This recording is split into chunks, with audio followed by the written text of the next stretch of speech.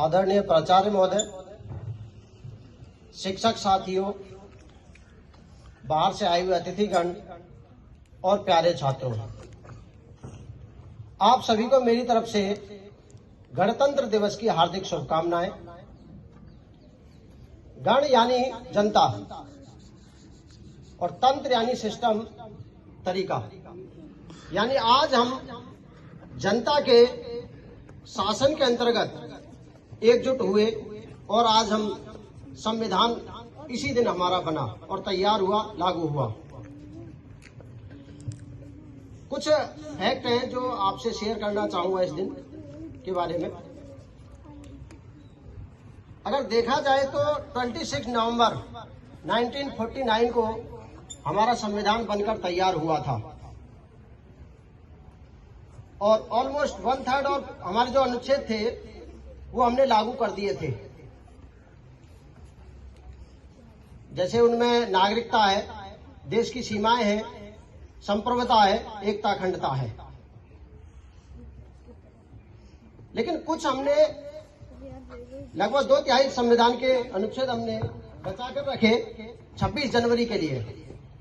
शायद कुछ बच्चों को जानकारी होगी, मैं कई बार पहले बता चुका हूं कि 26 जनवरी का महत्व कुछ अलग है। ये बात 1929 की है कि जब पहली बार कांग्रेस दिसंबर 1929 में कांग्रेस ने ये पारित किया कि हमको पूर्ण आजादी चाहिए, पूर्ण स्वराज चाहिए। और 1930 में जनवरी 26 को रावी नदी के किनारे पहली बार स्वाधीनता दिवस मनाया गया था। इसीलिए हमारे बच्चे या आने वाली पीढ़ियां इस दिन को ना भूल जाएं, इसीलिए हमने गणतंत्र दिवस मनाने का जो ऐलान किया, जो फैसला किया, वो 26 जनवरी को किया था। इसको आप लोग याद रखें कि हमारा पहला स्वाधीनता दिवस भी है ये, और हमारा गणतंत्र दिवस भी यही है। इसमें कुल 2 साल 11 महीने और 18 दिन का समय लगा था। जैसा प्रिंसिपल मैडम ने बताया था, 289 सदस्य थे जिन्होंने इसमें हिस्सा लिया था। आजादी से पहले इसमें कुछ ज्यादा सदस्य थे, लेकिन बंटवारे के कारण कुछ लोग पाकिस्तान चले गए जो मुस्लिम लीग का हिस्सा थे, और जो कांग्रेस का हिस्सा थे या दूसरी पार्टियों का हिस्सा थे या निर्दलीय थे, वे भारत में रह गए। भारत का संविधान एक लोकतांत्रिक सरकार की स्थापना करता है, एक स्वतंत्र न्यायपालिका की स्थापना करता है, एक संसद की स्थापना करता है जिसमें लोकसभा, राज्यसभा और राष्ट्रपति मिलकर एक संसद बनाते हैं।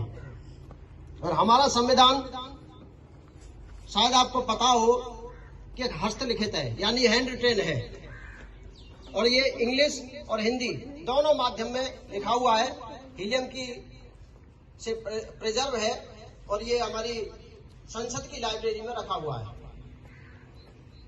और इसको लिखने वाले जो हाथ से लिखा था, उनका नाम था प्रेम बिहारी नारायण राय ज्यादा।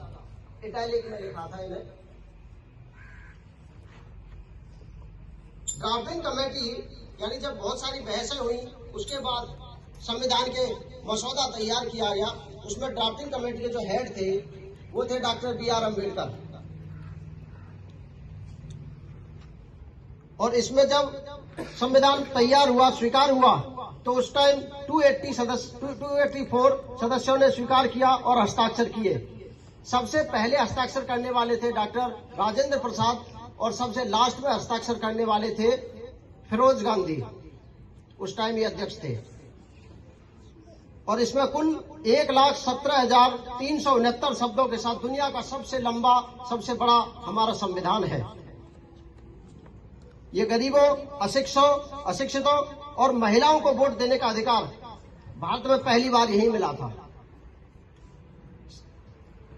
डॉक्टर BR अम्बेडकर ने ठीक ही कहा है कि संविधान केवल एक वकील का दस्तावेज नहीं है, यह जीवन जीने का माध्यम है, और इसकी भावना हमेशा युग की भावना है।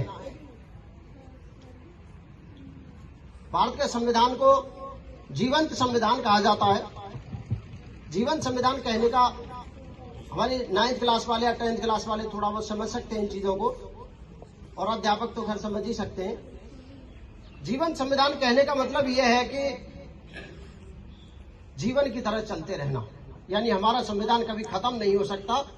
रीजन क्या है इसका कि कुछ संविधान के संशोधन ऐसे हैं जिन्हें हम आसानी से बदल सकते हैं, सिर्फ लोकसभा उनमें परिवर्तन कर सकती है, कुछ में तो राज्यसभा की भी जरूरत नहीं है। और कुछ संविधान संशोधन ऐसे हैं कि जिनमें लोकसभा राज्यसभा के 2/3 बहुमत और उसके साथ में राज्य की विधानसभाओं और विधान परिषदों से भी बहुमत लेना अनिवार्य है, उसके बिना उनमें संशोधन नहीं हो सकता। यानी कहीं कठोर है तो कहीं बहुत लचीला भी है। तो इसीलिए अगर आपको जीवन में आगे बढ़ते रहना है, अपनी एकता, अखंडता और संप्रभुता को बनाए रखना है, तो संविधान को बनाए रखना पड़ेगा ताकि आप लोग जीवित रहें और अच्छे से रहें और देश भी चलता रहे। और इसके साथ एक बात और ऐड करना चाहूंगा कि संविधान के साथ आप ये ना सोचें कि देशभक्ति सिर्फ बॉर्डर पर ही है। आप जिस भी काम को करते हैं, आप उसके साथ उसे करते हुए आप देशभक्ति की भावना को पूर्ण कर सकते हैं। अगर सबसे छोटा देखा जाए, अगर आप स्टूडेंट हैं, आप भी देशभक्त बन सकते हैं। आपका काम है पढ़ाई करना। आप ईमानदारी से, मेहनत से पढ़ाई कीजिए, अपने माँ बाप का कहना मानिए, टीचर का कहना मानिए और नाम रोशन करिए। यही आपकी देशभक्ति है। कोई रिक्शा चलाने वाला है, ईमानदारी से रिक्शा चलाए, ईमानदारी से पैसे मांगे सवारियों से, वही उसकी ईमानदारी है। कोई शिक्षक है, ईमानदारी से क्लास में जाए, ईमानदारी से पढ़ाए, बस यही उसकी ईमानदारी है और देशभक्ति है। तो जो भी आपकी काम की शैली है उसे आप ईमानदारी से करते रहिए, यही आपकी देशभक्ति है। इन्हीं शब्दों के साथ मैं विराम चाहूंगा। धन्यवाद। जय हिंद।